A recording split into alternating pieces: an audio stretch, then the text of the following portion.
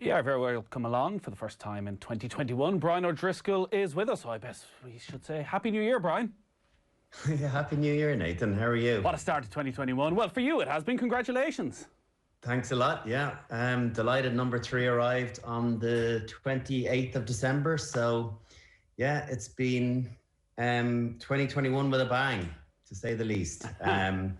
He was meant to hang on till January, but he thought he'd give everyone else a fighting chance and give himself a really crap sports birthday. So, yeah, there was a few looks at my missus when she was like, I think I'm in labour. I was like, nah, you're fine for another 3 or 4 days. How is having a newborn baby in the middle of a lockdown? It's shocking. It's a shock to the system at the best of times. There's obviously really good things about being at home, being able to give it all the time, not having to, constantly feel as though you're on the move. And if I ordinarily would be away a lot in January, so Amy would have a huge amount of workload herself. So to be able to share all of that is great. But then at the same time, it becomes Groundhog Day, and particularly with the homeschooling and a newborn, it's challenging. And then throwing some work in there and trying to go and get some exercise. So it's a bit samey at the moment, a bit like everyone else. I'm also doing dry January, which has been a little bit of a challenge these first 14 days in.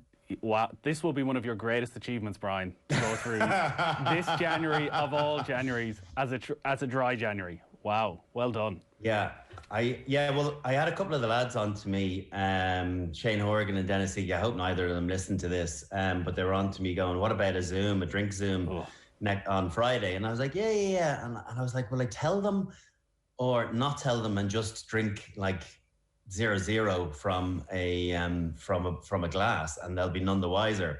And just as start saying some really stupid and silly and inappropriate things the longer the conversation goes on, to think that the alcohol is taking effect.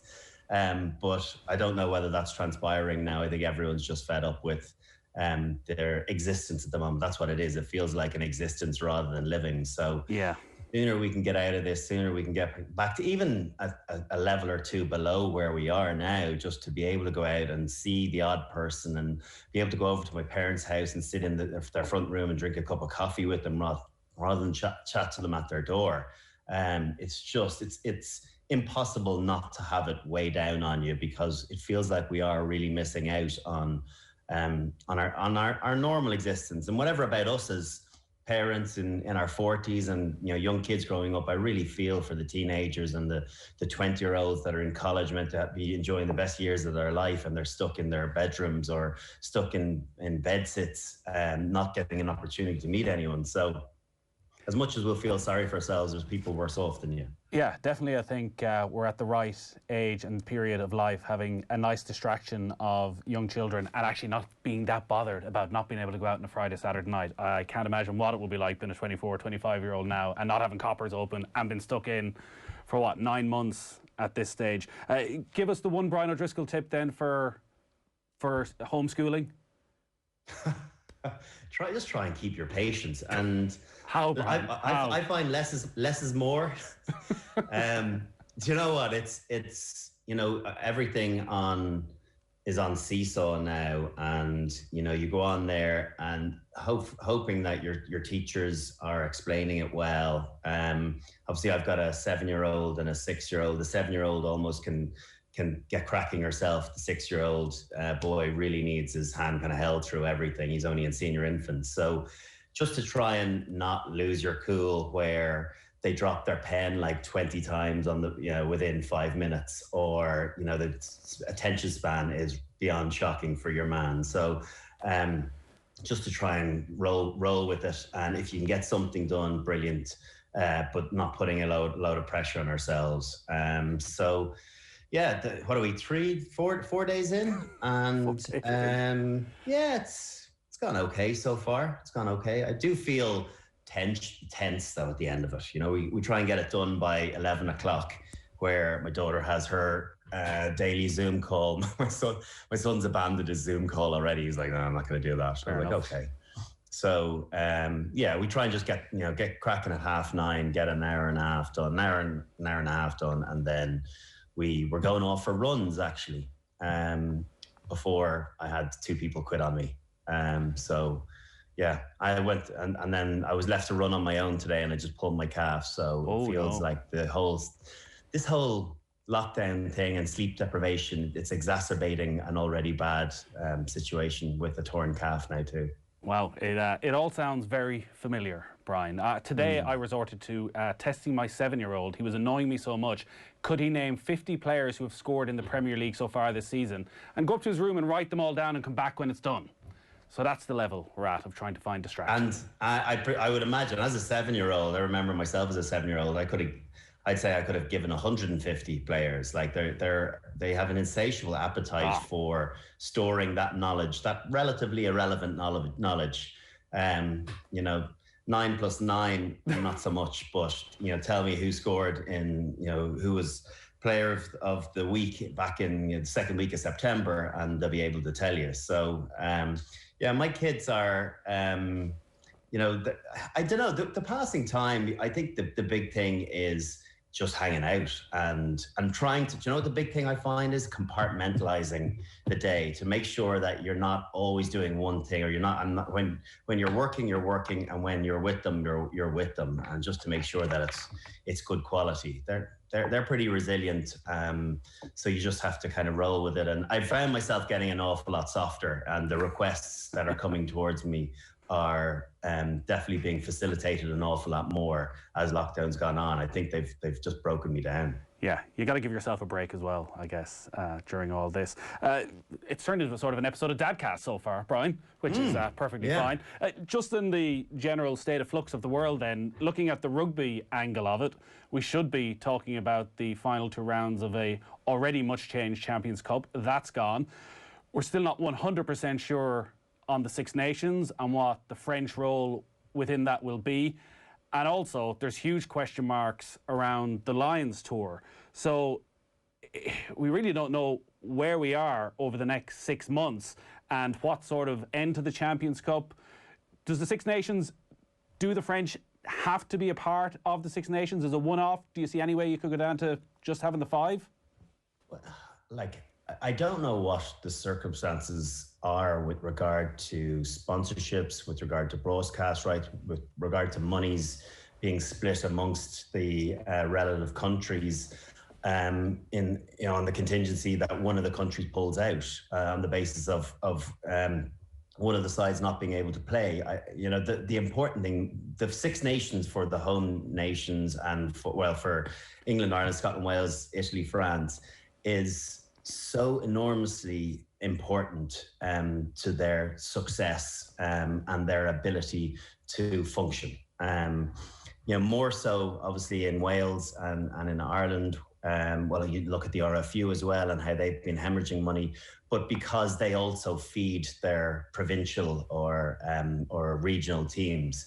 Whereas the LNR in France is a different entity compared to the FFO, the French Union, and likewise, in England with the clubs and the union too. So it's really precarious times at the moment. I think it was difficult to stomach last year, the no crowds, and I think that's why everyone's found 2021 really hard, because it felt as though the vaccine was on the horizon, and now we feel as though we're back almost worse than we ever were. And from a rugby point of view, still no crowds coming through, still hemorrhaging money, still extra costs on PCR testing, all of those added costs that you wouldn't ordinarily have to compute when you're putting together your P&L. It's just constant bad news. There doesn't seem to be any possible wins. So I'd be interested to see the small print as to the Six Nations contract, what entitlements each country would get if one country did remove themselves for the year in question. Yeah. And what about the Lions then? Because you know all about the magic of a Lions tour. And it does feel already like a long shot that South Africa away can happen. There's all this talk about maybe the South Africans come to this part of the world, a test at Croke Park, a test at Twickenham, that they tour the Lions countries. Is that a runner? Is it a needs must? If that's the only way that this can be sustained, you just got to run with it in these exceptional circumstances?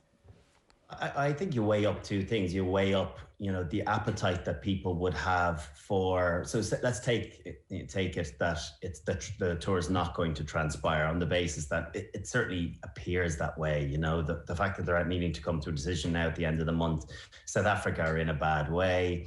This strain that has come from there obviously is very worrying. They don't have a grasp of their statistics no less than we do here. So it feels as though it's inevitable that we're going to look at very best a postponement of the tour. All the alternative of this 3 or 4 test tour back in the UK and Ireland. So would there be an appetite for those games to be played from a broadcast and from a spectator point of view? 100%. Of course there would, because some rugby is better than no rugby. But then you have to balance it off to the actual story of the Lions. And are you, I wouldn't say I often agree with Stephen Jones, but I read his article at the weekend and I think he was spot on. I think you can't look at short-term gain just from a monetary point of view if there's a negative impact on the brand of Lions going forward. And if you're starting to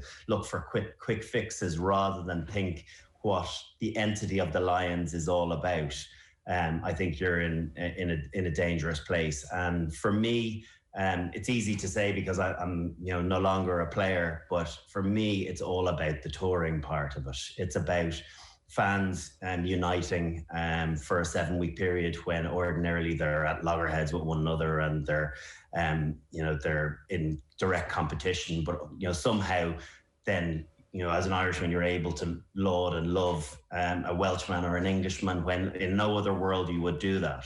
So I think you've got to protect that entity and the specialness of that.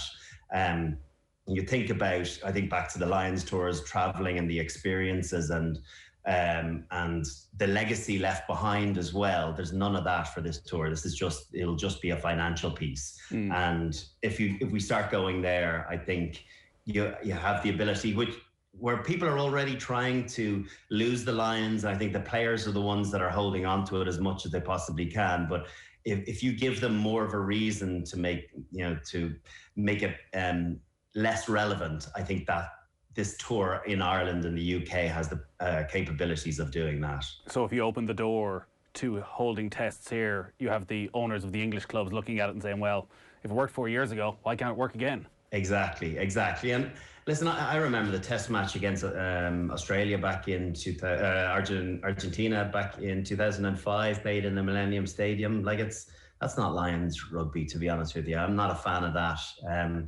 The Barbarians en route in 2013 in Hong Kong. At least it's out of the UK and Ireland. But I have to say, for me, Lions is about touring. It's about going to one of the big three and doing something that on paper does not make any sense. Certainly in the modern game, it doesn't make sense to try and have a cohesive unit within a 4-week period to play your first test match, where guys don't know one another really, other than playing against each other and don't know each other personality-wise. But there's this incredible buy-in, and it's that special uniqueness that makes it successful. 1 in 3, sometimes 2 in 3. So I just feel you have to be very, very careful that you don't undermine the core values of what the Lions is all about.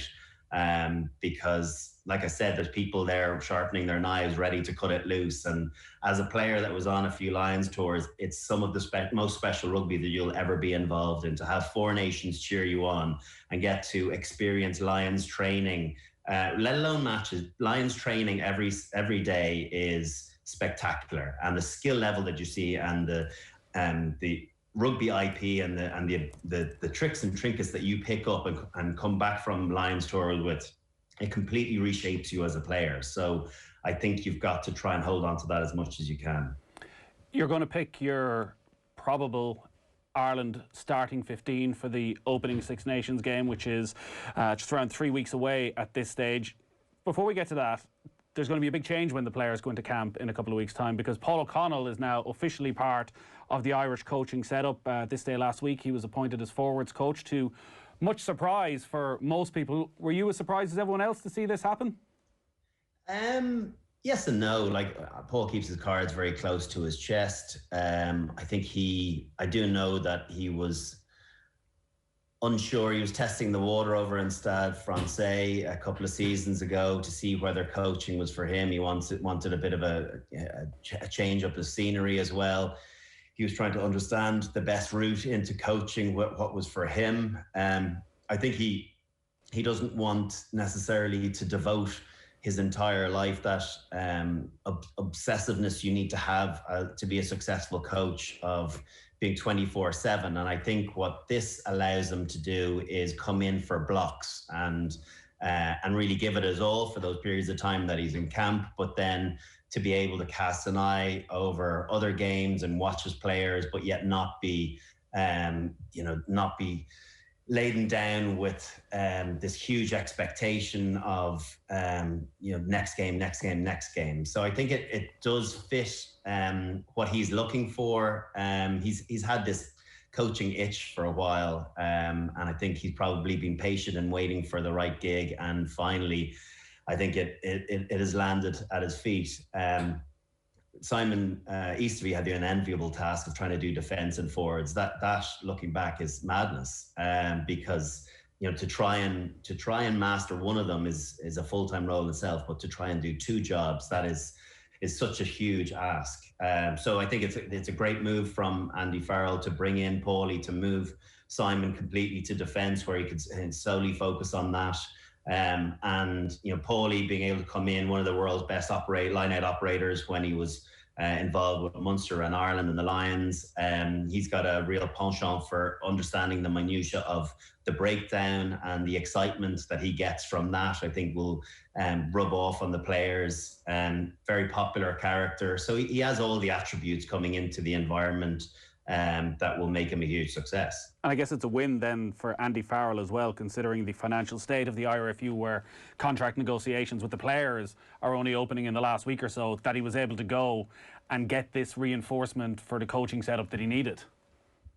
Yeah, and obviously I would imagine that the realization dawned on them that Simon simply couldn't do the amount of work that was expected of him, and that they needed somebody else in there. And sometimes you don't have to look as far as you think when you're looking for replacements, and sometimes the stars align a bit. Paulie obviously still needed that coaching itch to be scratched, and the role presented itself, and it was it seems like a perfect marriage. When you know the individual, when you know the work, he's a voracious work ethic and appetite for getting stuck in. He's got an uncanny ability to be able to, he has a huge amount of knowledge, but also an ability to be able to verbalize what he's trying to get across. So that's why so many of the best coaches are teachers, but Paulie has that ability to be able to get his points succinctly and clearly. So it just feels as though Irish Rugby feels very lucky from the outside that we've managed to tease him into the setup that was badly in need of something else. I thought there for a moment, Brian, when you were saying that sometimes the best option is staring you in the face, that was a come and get me plea. Isn't Rog the next man to get called in? Although we won't. We're not in a rush to get rid of Mike Catt just yet. But no. I think the point that I make about Paulie having an ability to be able to explain what he means, I think I might struggle with that. As much as I enjoy a little bit of coaching with the TV work, I think, I don't know, on field would I be best positioned to be able to get across my point as it is in my head. I suppose I've never had to challenge myself with that. Maybe I'd be able to adapt into understanding it. Pardon? Surely you did it as a player in game. You had to figure things out all the time and pass on instructions, and you were a brilliant reader of the game. So there's no reason why you couldn't do it off the pitch.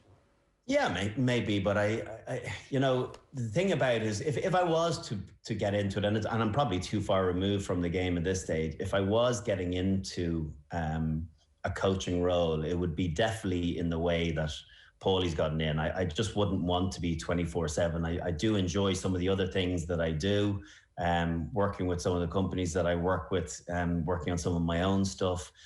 So I would not want to commit 100% of my time to a coaching role, but it's pretty difficult to go. I think I'll do some coaching. I'd like an international job. It's kind of hard to jump there, and I guess ultimately Paulie did his a bit of an apprenticeship though as well with the Irish under-20s, and I would imagine that he's been in a lot of dialogue with Andy Farrell over the course of the last 18 months or whatever, 15 months since Andy's taken over. I know that he was in constant communication with Joe Schmidt around a few other things. So he's got a very strong opinion of how he wants things to come across. He's